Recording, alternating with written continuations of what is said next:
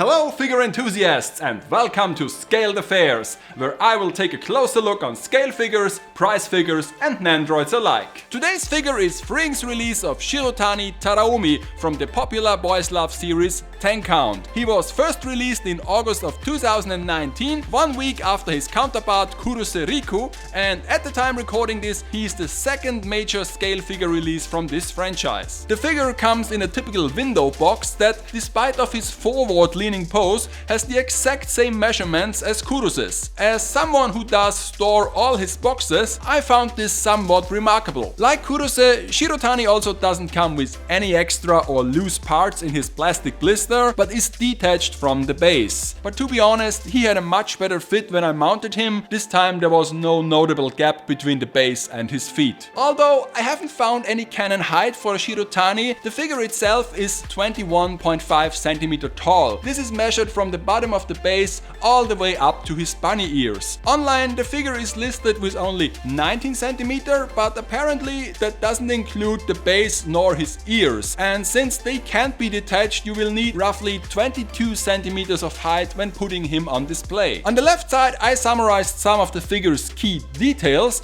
With an initial price tag of 12,778 yen before taxes and shipping, he had the exact same price as Kurose. Of course, with any twin release like this, you might as well get them both, and the resale prices might drift apart over time depending on which of those two will be seen as the more popular character. Since I bought Shirotani from the official Good Smile company store, he came with his exclusive pre-order bonus, a small character Shikishi.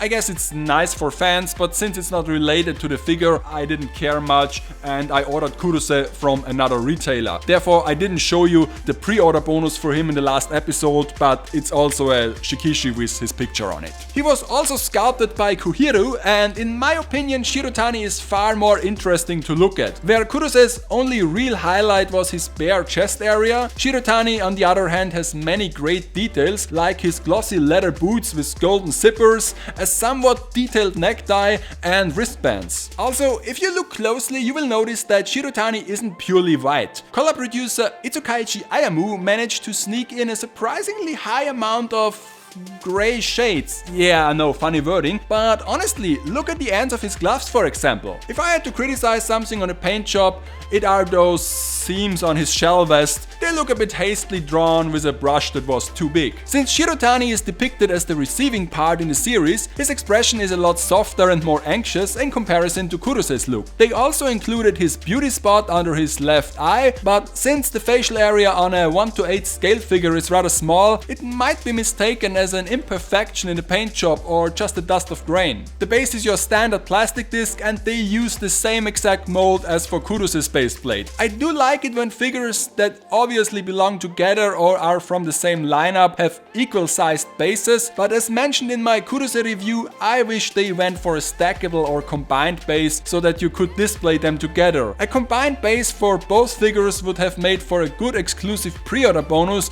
instead of those mini Shikishis. All in all, FREEings Shirotani turned out surprisingly well, and the two 10 count boys are now the only male characters in the so-called B-style collection. I don't know what exactly the B is standing for. First I thought it stands for bunny, since many of those figures are wearing the iconic Playboy bunny girl outfit, but there are also a lot of characters who don't. Anyhow, if you're interested in all the entries, you can check them out at My Figure Collection or Good Smile Company's own website. I especially like that they went all out with the black and white theming, even for the boxes. For any fan of the series, those two are a must buy for sure, and for all the figure photographers out there, they might provide a couple of good motifs when interacting together or combined with other characters. Next time I will take a closer look on Taito's release of Hatsune Miku's 2019 birthday version. Until then, take care and keep collecting those gorgeous figures.